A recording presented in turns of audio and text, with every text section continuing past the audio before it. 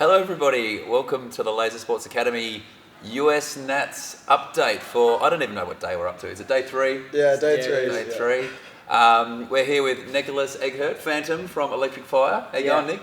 Hi, how are you? Yeah, I'm good. doing pretty well, and you? Yeah, very well, because I've seen you playing there. You're doing excellent. We're going to talk about Thank that you. today. Yeah, we've got Runt back for another bunch of insights into what's been happening over the last couple of days. So in the last, since our last update, it's been 2 days. We had a day of side events, so we played solos, triples, and team elim, and then today we had our team games. So we did all of round robin, all of Cascade 1, which was a short cascade of 3 games, and then we did half of Cascade 2, so we've all played 3 games of that as well. So yeah, let's chew the fat, guys. Let's talk about it. Let's start with the side events. You guys brought a team of 5 with you guys, Electric Fire. Yeah. So you and all of your players made the triples finals. Yes. How did it go? How did it feel in the finals for you guys? Like, we knew that there were like so many good opponents for us, and that it was just nice to reach the finals at all. And then we would try to get third, but yeah, it wasn't meant to be. But yeah, it was so fun playing. So you guys finished in 4th in the end? And 5th. 4th and 5th. Both our triple teams. That's amazing. There was Acid from Trash Pandas. Yeah. Who played with Yeah. us, yeah. Yeah, Acid from Trash Pandas played with you guys. So for everybody at home that didn't see the settings, essentially we had 6 teams in the final, didn't we? Yeah. 6 teams, and it was for the Aussies out there. It was essentially our doubles with an extra player, so 3 bases, no base defence. You basically just every player can get the bases once. And it's just all out mayhem for whatever it was, 10 minutes that we played. And Runt, how did you think triples went?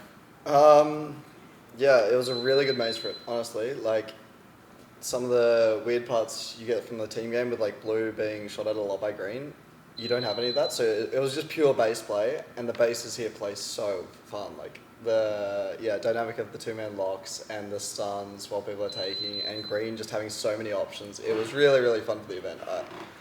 It's like, yeah, by far my favorite like doubles kind of experience or something.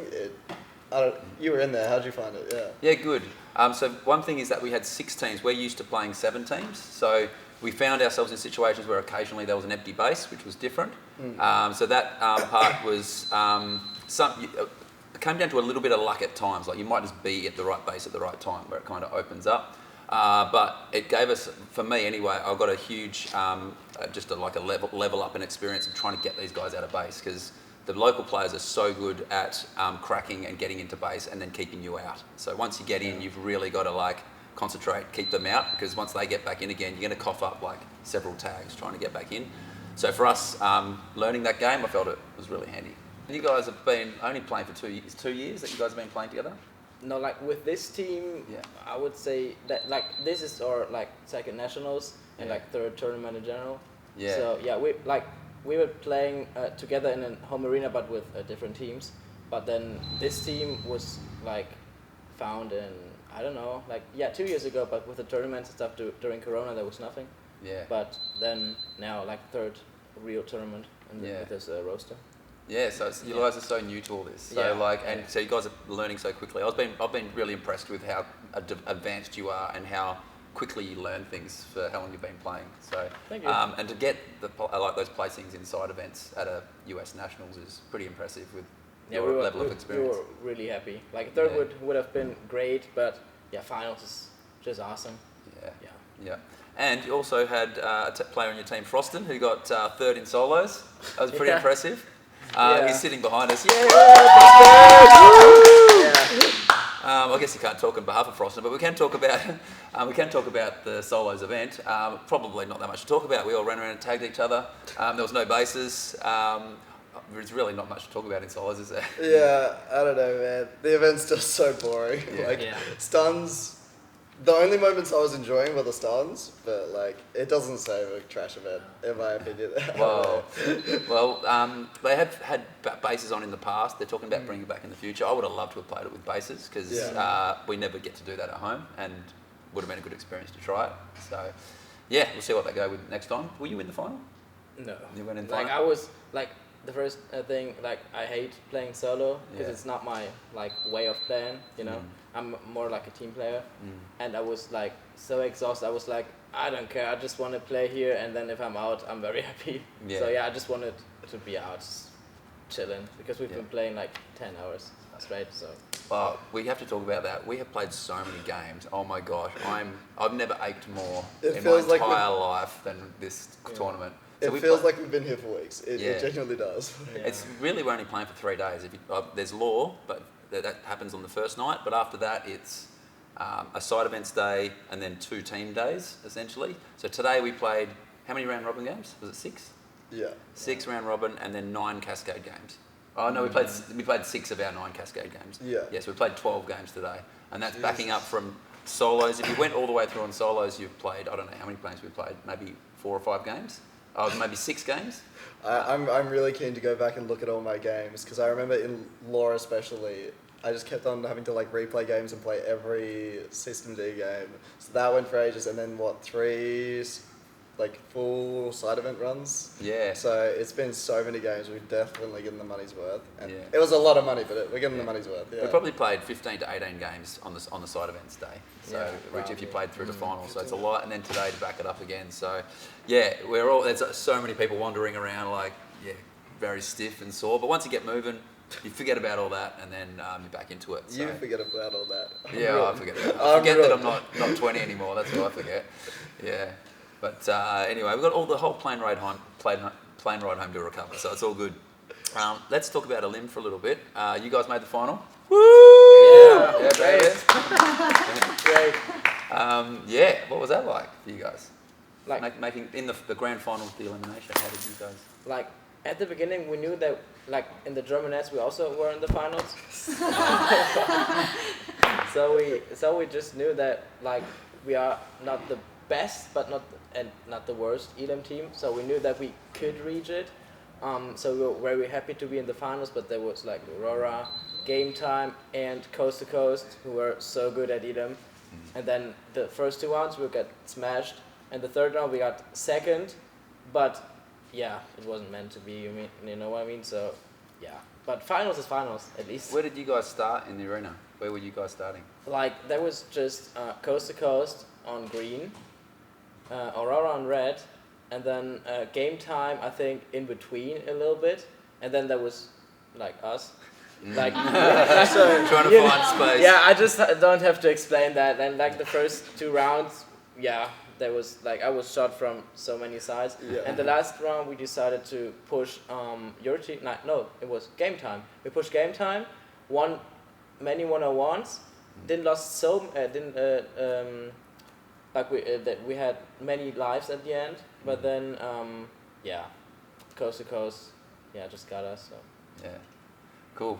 We had 7 lives as well, which was like a very small amount of lives. It was a really rapid-paced game. Like there was a lot less standing around. I think people were always moving. Like there were no deadlocks because it was like 8 minutes, 7 lives. Yeah. Real quick games. Maybe less than 8 minutes. I don't know. I think it was 8 minutes. So like 7 minutes game time, something like that. Yeah. Probably. Yeah. But yeah, what they were saying earlier, they started in the middle of the maze. They started in the middle of the maze, and they got shot from 3 angles. Yeah, that was. It was brave. I respected it. Yeah. I can't remember, where did we start in Elim? Where were we starting? We tried a blue. We shot the pad. We had all these starting positions allocated. We're like, yeah, we're going to do that. And then we just didn't. So our first game was rough. And then our second game, we tried to go somewhere else. And we just got touched up by Legends. They just picked us apart and like collapsed us back further than we could ever deal with. Yeah. But then final game, we're like, okay, we need a sweep to still be in this. And we started blue and actually went to our starting positions and like destroyed and swept the entire arena. So we made an insane amount of points comeback, but it's just 1 point short of like catching up to Legends. Yeah. Yeah, so we got a second in the end in that. Legends won it, and Coast to Coast got third, did they? Yeah. Yeah, so Elim, it was fun though. It was a fun event. It was good to, like in Australia, we're still kind of learning how to play Elim, I guess. We only really play for triples, so it was just a good experience to actually play it against people who really know how to play it. All right, so let's move on to the next day, and we need to bring up something very interesting that happened on the next day. Probably the highlight of the day.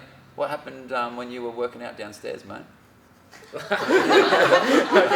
so I was just working out in the basement after that really rough day, and then I would just do my dips, and then the whole lights would go off. And then there was a friend of mine, Kenneth, Lucky Luke. He was in the shower, and he would just say, "Well, where's the lights?" And then he would say, "Well, the one light popped off." And then I said, "Well, all the lights went off." Then I went outside, and the power line that went from the garage to the house was on fire. and then there was Paige, with the fire extinguisher. And then they called the fire department, and there was a very big fire department car. And then we took a picture in front of it. Because did you? Yeah. And then gathering around the fire like this. We didn't mean electric fire, literally. Yeah. So these guys, their team name is Electric Fire, and they created an electric fire in their host house. Very special. So basically, you guys have been staying with one of the players at the site, Phoenix, Phoenix and Paige. So the Phoenix and Paige's house, just electric. It was the power line that goes from the street to the house, wasn't it? Yeah. Caught on fire. Yes. Essentially. Yeah. And then Paige had to go out there and. But it's fixed now. So on the same, maybe 2 hours after it, there was a company who fixed it in 20 minutes, and that's all. Yeah. So all's restored. You can go back and finish your shower off. It's all good. We got some guests coming in. Yeah. So that was an interesting end to the day yesterday. Coming into the new day, it was a fresh day today. We started our team's event, and I guess I thought we'd start off just talking about the bases, what we feel. If there's a weaker or stronger base? Do you guys have a feel for what you think the strongest or weakest base is after today? I think I'll start with the blue base. It's the weakest base by far, because you're just in the middle, and you can get shot by everywhere, because on the green base there's a ramp, and you would just get shot by that the whole time. And you can't really get the points, because when you try to re-enter into the base, there would be the guy on the ramp just shooting in the back, and when you lost the base, it's so hard to get into it. So many teams just drop it after losing it once. I'm glad you think that, because we completely agree. Yeah. We got minced in our first game on blue, didn't we? The meta of dumping out of blue is very strong, and I don't blame any team that does it. It seems like the play,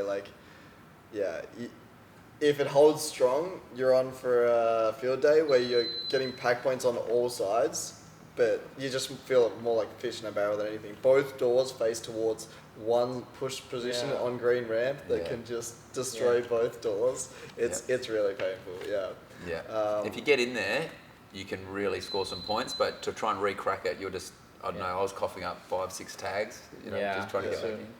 It's pretty much Albury green, but turned up to the nth degree, less cover, longer lines of sight to hit you, and a more lockable base. So if they hold your base, it's painful to get them back out. Yeah. So strongest base. What did you guys like, red or green? I think it kind of depends on the opponent teams. There were very good runs on red, but and also on green. But for me personally, I like green more, because it can get the pack points on the blue base by just shooting them into the back. So for me personally, I love the green base. So if you haven't got a maze map, you should. We'll post a maze map in the post when we put this up, so you can get an idea of how it's laid out. But blue's in the middle. We've got green over here, which has it's kind of like in its own little island, and it's got these little push points where you can just shoot into blue. And it's the long base on the right hand side, so the base is very different to the other two bases in just the way it plays. And then the red base is kind of isolated, so if you just stick around at red and don't push out, you'll get starved for points essentially. And it's got some decent pushes onto blue as well, but sometimes there's not a lot of action there, because people know how to stay away from the sight lines in blue now. I don't know. What do you think, Ron? What do you think our best base is? It goes back and forth a bit. Green's feeling real good for us, I think. You can shoot into blue, feels really good. But our red game's been going pretty well as well. Red has kind of a similar shot on the other side, again into blue, because we hate blue. And Boots is pulling 550 TR just annihilating people. That was down very the early in the corridor. comp, and the people didn't know where to stand yet. And I'm like, if you're going to stand there, I've got to tag you. So I was at the red push point, tagging into green. Tagging into blue, sorry. Oh, yeah, okay. So, and people were just like standing around in there. So. I was working my ass off, like holding other bases. I've just had the craziest game ever. Put like a 450 TR at attack. Come out and Boots is on like 15k in like 10 minutes with 550 TR, just railing people down the corridor. Yeah. Didn't have to work as hard as Runt, thankfully for that. Yeah, looked after the old boy there, mate. Thank you.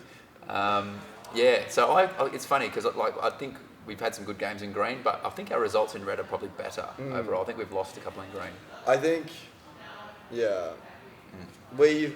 we feel better in red than, like, the difference between us in red and other teams is, like, I don't know, if they're consistently better than us, it feels like our red's more on their level than our green might be, for example. So we feel better out of red, but green's probably the strongest base. Yeah, the local team, which we'll talk about soon, Valhalla. I think their favourite base is green. They love green, so it's probably a good indication. They hate red, which is Do really they? interesting. Well, you were saying that they actually quite like blue, which I don't know if it's because they dump out of it and it works really well for them, but. Well, I think what I've seen is they stick 2 inside, so you can't get sniped, and then they send their 3 out to either 3-man attack or 2-man attack with like a heavy float. So they probably don't cough up as many field points around the middle. But yeah, I spoke to a couple of local players today, and they were like, red's like the toughest base. I said, what do you think's the weakest base? And they said red. I was like, oh shit, we love red. Yeah, mad skill curve. Like different teams been good at different things. Yeah, cool. So let's get on to some of the teams. So yeah, Valhalla have been leading the comp pretty much since the start. They went through the round robin undefeated, and then they have copped a couple of thirds today, and maybe a second. So in the second cascade. So they came back to the pack a little bit. As of right now, Valhalla and Game Time. Game Time is Skywalker and Odin with the old Legends guys that have come back to play, which we'll talk about in a minute. They're equal on competition points, and we're 1 competition point behind. So it's still really close in the top 3. We play them both once tomorrow, so we get to, that'll decide essentially the final placings. But yeah, to talk about the Valhalla guys a little bit, they're awesome dudes. Like, absolutely love playing the Valhalla guys. Phoenix, or Grant, which is your host, he is like one of the figureheads here at the local site. He kind of puts people under his wing when they first come and makes them feel welcome and all that kind of stuff. He's got like the local young guys together and has essentially formed the team for the Nats. And I think people were kind of like, I'm not sure how they would go, but they've proven that they're up to the standard. So the story that I got from Valhalla guys, I was talking to them a bit before, and I was like, why have we never seen you be the powerhouse that you are? Because it's been like Skywalker show for so many years, Legends, and we've never heard of a second like good USA team. Like Coast to Coast was winning the previous year, and Coast to Coast are solid, but they do feel like definitely a step down from Valhalla. And the reason Valhalla feels so strong is because they're like, I don't know, some 6 of the 10 strongest players at the site, but they've never all come together to play it together, because they've kind of like all been less interested in taking it super seriously or whatever, so they're on a bit less of a fun team in Valhalla, but they've really come together to form the strongest team that the site can field.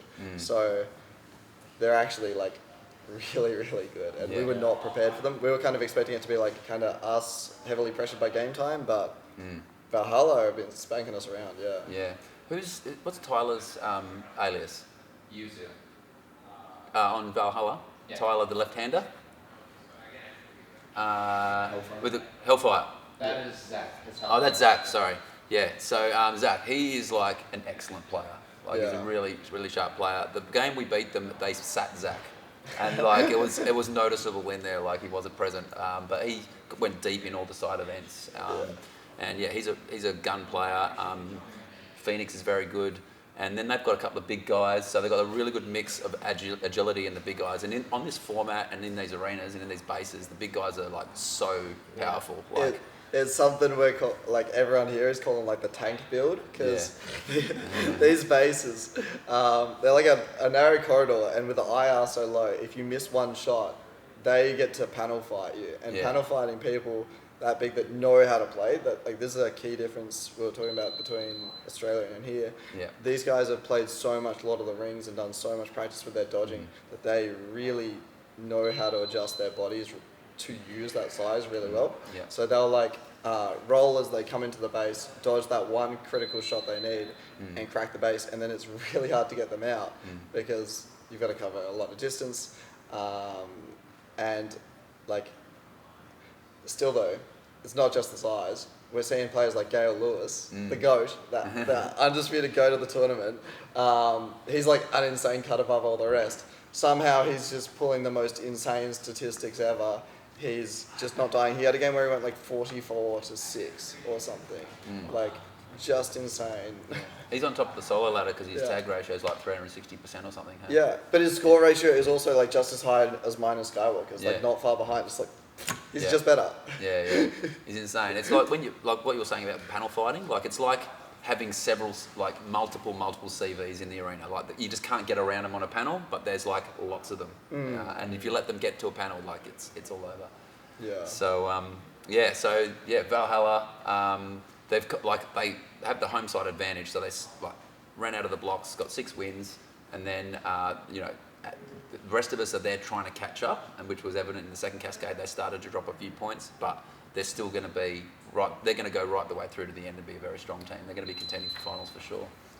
Yeah, this feels like the first US dance. I was talking to some of the guys that's been like 3 really strong teams, and that is going to make such a good finals if it is those 3 teams. If there's a team that's even better on the last day that's somehow better than that, again, like we're guaranteed for a finals of 3 really, really solid teams. Like there's not going to be a weak link in there for sure. Yeah, so we have to talk about game time because everyone wants to know about the old legends and how they are. So I spoke to Snoopy the other day. He's like, "This isn't 2014, Snoopy, mate." I'm like, "Yeah, cool, mate." Yeah, they haven't played for a long time. Ace hasn't played, I think, since the Sunny Coast Worlds. They're a bit rusty, but what I'm seeing in the last couple of games that they're like, because they're so experienced, they're so smart, and they have the strategical side of their game, they're catching up rapidly. And of course, Skywalker and Odin are the 2 local stars, so they are typically out on the front line or attacking. Skywalker won solo. Skywalker second in law. So he's like the local manager of the side actually. So he plays here. He knows this venue inside out, knows the packs inside out. He's an incredibly good player. So they've got 2 really good local players guiding the old legends who know how to play the game so well, are rapidly improving their meta strategy after every game. So, did you guys play Game Time much today? What did you guys think about their play style? Like I think Game Time is an awesome team. Like with that like new play, like Odin is kind of new, I think, and then Skywalker and the like very experienced guys. So I think that they form a great team at all, and it's very hard to play them, especially when there's Skywalker and Odin like cracking your base at all. So basically you can't get into it again. And we played them like I think twice. We lost by 10k each, which is okay or great for us. So but just incredibly good. Yeah. What did you think, mate?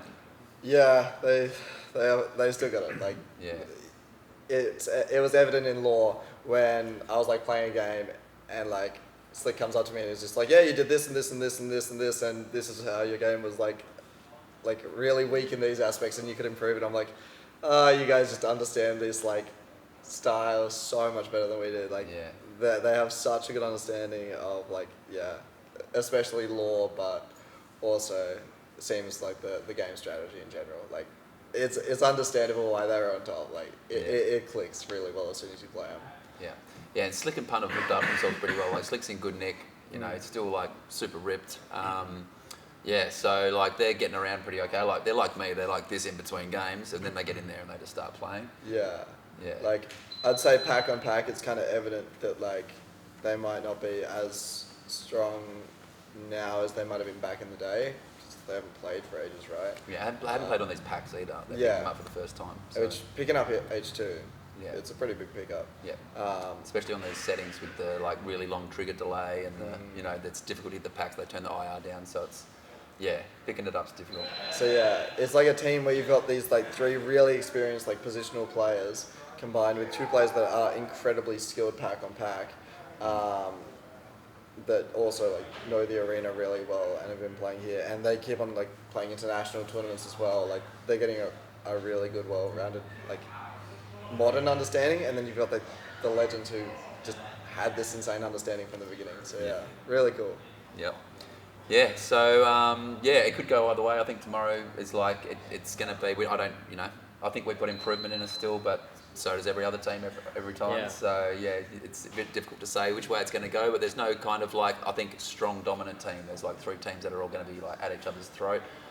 Where do you guys have you guys got a target or a place where you'd like to aim for? Like we would love to be top 4, because then we would qualify or like probably qualify for the European Championship.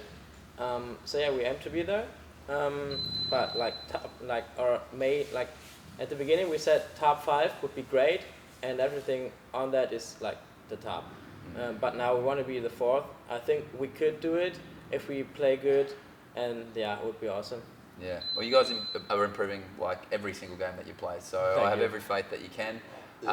Tomorrow we've got the rest of the Cascade 2, which is 3 games each, I'm led to believe, and then System D, and a lot of the System D is 3-game series, isn't it? Yeah, it's going to be really fun. Like we only did like a 6-game round robin, so we smashed it out really quickly, and we've just been on like Cascade games, which are really fun, and then we're going to get into a bunch of Ascensions games with like full series. It's going to be awesome. Yeah. But yeah, on Electric Fire, they started the round robin like hilariously disaster. Yeah, but no, they've been pulling it together a lot. The past Cascade, you guys pick up like first and 2 seconds, and you guys started the new Cascade really strong, beating teams like Coast to Coast, right? Yeah. So like they're insanely upwards trajectory. So I'm really keen to see these guys get their 4th, hopefully even finals. Could have another like 3 region finals, which is what we've been seeing a lot of. It's been so cool. Like Law, you had Sweden, Australia, USA. Elim was like 2 US teams, a German team, and then us. Triples, 2 German teams, and Aussie. Do we have 2 Aussie teams? No, just the 1 Aussie team. In the triples. Triples, yeah. Yeah, 1 Aussie team. 1 Aussie team. So it's like a US Nats, but it feels like a Worlds event whenever we get to finals. Really cool. Yeah. Before we finish up, we do need to shout out Coast to Coast as well, because Coast to Coast have performed very well at US Nats over the years, won several of them. They have been struggling a little bit, but their best player, Monster, hurt himself pretty badly and has only been able to play some games, and the games he is playing, he's got to be really like careful on his feet. It'll be interesting to see if he's able to play more games. Even the games he did play, he still come out and smashed it.